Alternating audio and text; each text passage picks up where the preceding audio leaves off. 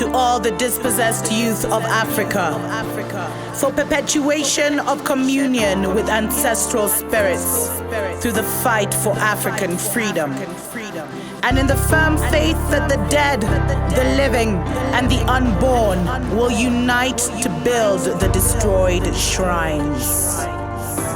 Selah. Hello and welcome, beloveds, to another episode of Wake Up Africa.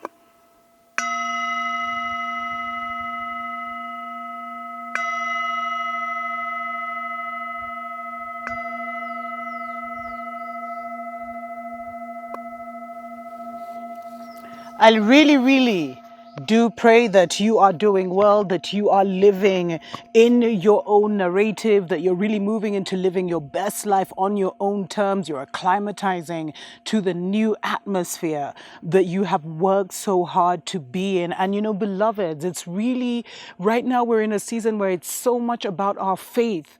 It's our faith that has to carry us through. You know, what does it say? You know, live by faith and not by sight. Because Babylon is showing you all these glittery things, but everything that glitters is definitely not gold, especially if it's of Babylon. It's a cheap fake, you know, that will just, it's just, let me not even say that. But beloveds, I've started to see like Babylon's world is actually really ugly. What if Babylon's world looks like, you see the movie The Matrix, when they were in those ships? And it's just like the entire world was this dark, black, terrible, like hellish kind of place. But when they went into the Matrix, it was all in the mind, but they'd literally be sitting on this ship. Like, what if that's the world? They're trying to trick us. They don't want to go into that world. But because there's something about this metaverse and what they're trying to create, beloveds. I think it's not so much, I feel like it's like they're using human energy to kind of create a world for themselves or something like that. I know it's going to be like a massive harvesting site, but there's something there. And the reason I say that is because of the creation of meta slaves. Like, this thing has barely been a year, beloveds. This is so crazy. And they're saying someone invented it. So basically, this is so disturbing. This is so disturbing. And so, you know, so there's something called the NFT space. And I think the NFT, from what I gather, it's like different digital images that are being bought and sold like stocks. So one example is like the very first tweet that the CEO of Twitter ever tweeted was sold a couple of weeks or a couple of months ago for millions and millions of dollars. So these are the things they're buying. I think like, you know, Michael Jordan's famous jump shot, things like that is what now people are buying, and it's becoming like digital stocks. So now someone actually created these NFTs, but of what they're calling meta slaves. This is not a joke, beloveds. And, you know, basically they're even calling them Floydies. I swear. Beloveds, this is great. Let me even just share. So they say, the meta slave, it's basically a collection of black people's images, which have been, AI generated. And after predictable and justifiable backlash, they have not taken this down. So they have about 1,865, pictures of different black people. And I think this is like, I think it's 1865, comparable to 1865 when slavery was abolished or whatever. And so they picked all these black faces, all these black people that were computer generated, and they priced it at 0.01 ETH. They're even selling us on a fake world, beloveds. Why would we want to be part of that? And I told you, it's not about you, it's about your blood, it's about your children. So that's why for me, like, it's a bit disturbing when people want to get into the metaverse and get real estate and get this, like, and, you know, they're encouraging others, melanated people, to do the same, because that's where the next step is in this world. And if we want to survive, we got to be in that. And no, we can't give our spiritual energy to that. Like, that's my stance and that's my feeling. I don't want to know anything about that world. I don't want to be part of it. Like, that world is so lackluster compared to the real thing, this real paradise that I'm living in. Look how, like, in just a month, this beautiful plant, or 2 months, this beautiful plant that I'm sitting, it's even created a little shade for me. Nature is magical, beloveds. It's like it's grown more to my voice, you know what I mean? Because we're in a dry season. Anyway, like, there's so much more out here. And I've been reporting, I think, for the last 2, 3 years about how the metaverse is racist. Like, people were saying that, I mean, well, let me not go as far as saying the metaverse. AI, artificial intelligence, was found to be racist. And they showed that, like, if you were to ask artificial intelligence about a black man, it would, come up with rapist, murderer, just the lowest version of humanity. And the same with Arabs. I mean, we're not the only ones who have been, but it's about us, right? I mean, at the end of the day, we got to care about ourselves before we can even show concern about others. So this is not a joke. And it's like they want you to allow your children by default, because you're too busy, because you're too this, you're too that, to enter that world, but you're entering them into a slave system. Like, this is nuts, beloveds. And the thing is, okay, so it appeared on this platform called OpenSea. They actually took it down. But the main people who produced this, it had the feeling of a digital slave auction.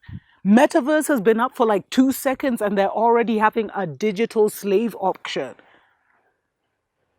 Remember, not only is AI racist, beloveds, but they kept most of our African AI specialists out of their major conferences in the last couple of years. You think that was done by design? Yes, it was. It wasn't done by accident. It wasn't a coincidence that they couldn't get their visas and they couldn't get this. Remember Canada? Remember London? This is sick, beloveds. And the project has, of course, been criticized for being brazenly racist. The people running it have since oscillated between offering half-baked excuses, saying people are overreacting. They tried rebranding it to meta-humans, which included, and the only reason they made that name change is because they included other races from other ethnic backgrounds. Otherwise, it would have still been meta-slaves. Like, wake up, beloveds. We're in a war. Don't let them get you with their slick tongue and their flashing lights, beloveds. They're smoke and mirrors. Like, this is insane. Let's take a short break. We'll be right back.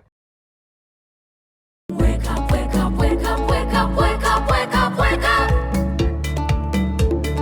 Wake up, Africa. Welcome back, beloveds, to Wake Up Africa. My name is Dr. Mumbi Saraki. This is so crazy. Meta slaves, beloveds, in the metaverse. This is so crazy.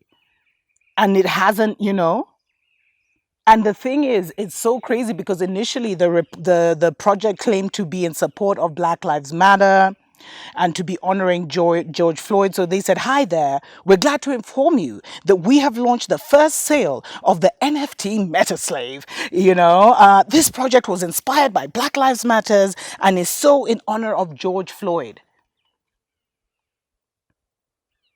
What would have been in honor of George Floyd is to make those faces Mzungus or the blue people, the blues, the cops. But seriously, beloveds, this is so crazy. And they even listed, oh my God, these people, man, they take this too far. They take this too far. They even listed things like, hard work with an emoji, smiles through pain with a smiley face. And then they even had one plunge with a wave emoji attached. I really believe, beloved, there's something more to this whole metaverse. It's not just a place that they're trying to take people like a real mental matrix because they've destroyed their worlds. Because their worlds look like the movie Matrix, So they have to keep people up here because if people were to see their world with their eyes, it would be so ugly. It's like most of the enemies of our soul, they play here, and in here they're our saviors, they're our greatest asset. But if we were to remove that veil, and to see them for who really are, they'd be so ugly in front of us, beloved. And remember, the metaverse is not, because they're saying it's literally like 30 years out. So anyone who's participating, it's like a beta stage where you're allowing yourselves to be part of an experiment, but it's not for you, it's for your children. Maybe they see the destruction of the total destruction of Babylon coming in 20, 30 years, and they need to have moved everyone onto these lockdown online platform things. But I feel there's something demonic about it too, like maybe beyond energy harvesting, whether this is some kind of wheel or something that they're creating to manipulate reality again, or as a gateway, you know? Because now people are buying real estate. I think McDonald's has become the first company to like copyright or trademark their arch and to trademark their names. Like, it's becoming serious. There's even YouTube shows which are telling you how you can make money on that metaverse and then turn it into physical, tangible money. But beloveds, get out. I'm telling you, that is hell. That's the hell that they've been talking about, where many people will be led. That's it. Because when by the time people wake up, they'll have messed up their mind so much that it will almost be an addiction to be in that. We've seen how addictive just the basics they've given us. The Instagram, instant hit, which you always need to go back to just to flip. When instead of just sitting and enjoying nature, enjoying the environment, paying attention to what's coming, the feedback you're getting from all around you. But I feel like they're using you as the programmers of your children to lead them into hell. Let me know what you think about this in the comments below. This is insane. Until next time, tuko pamoja.